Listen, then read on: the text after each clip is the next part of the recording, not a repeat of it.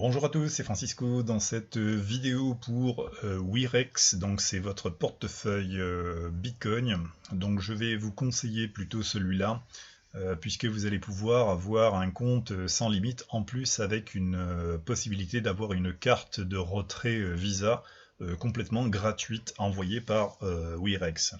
Alors une fois que vous êtes inscrit, c'est relativement simple, vous cliquez sur l'onglet s'inscrire, vous suivez tout simplement les indications de A à Z, et ensuite une fois que vous êtes en fait dans votre compte, vous serez en fait dans la partie accueil tableau de bord.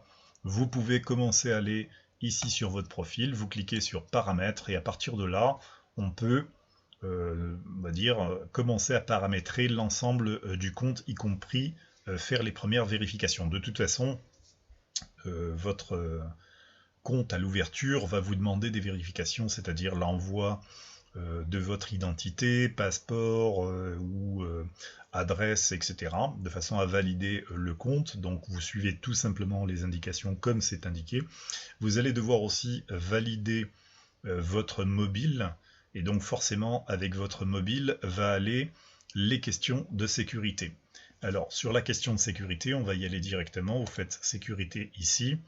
Alors on voit ici que on peut désactiver l'authentification à deux facteurs. Alors qu'est-ce que c'est l'authentification à deux facteurs? Chaque fois que vous allez ouvrir votre compte Wirex, on va vous demander de saisir sur votre mobile, donc smartphone, grâce à l'application Google Authenticator, vous allez saisir en fait un code à 6 chiffres, 3 d'un côté, 3 de l'autre. Okay, donc c'est une application que vous allez pouvoir télécharger directement, puisque une fois que vous êtes en fait enregistré sur Wirex, on vous demande votre numéro de mobile, et grâce à ça on va identifier votre mobile en envoyant justement ce fameux code. Comme ça on est sûr en fait que les personnes qui ouvrent votre compte Wirex, c'est bien vous et non pas le voisin d'à côté.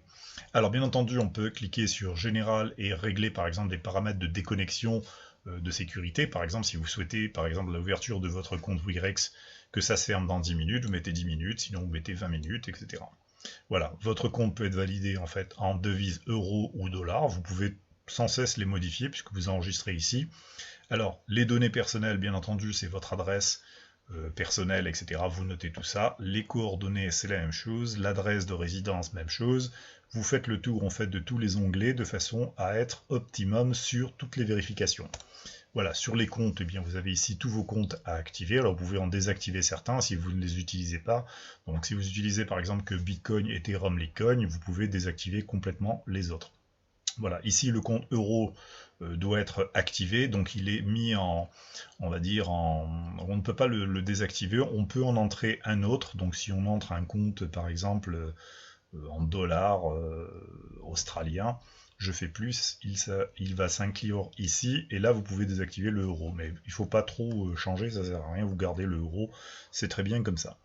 Voilà, ici alors, très important, pour pouvoir acheter du Bitcoin, eh bien il va falloir enregistrer votre carte bancaire. Donc vous faites carte associée, et ici vous cliquez là-dessus, et vous indiquez votre nom, prénom, c'est-à-dire le titulaire de la carte. Donc je rappelle encore une fois que le compte Wirex et votre carte doivent être du même nom. Vous ne pouvez pas utiliser, par exemple, pour certaines personnes, les personnes en couple, personnes mariées, si Madame X ouvre un compte Wirex et souhaite enregistrer la carte de son compagnon ou son mari, qui forcément n'a pas le même nom qu'elle, ça ne marchera pas.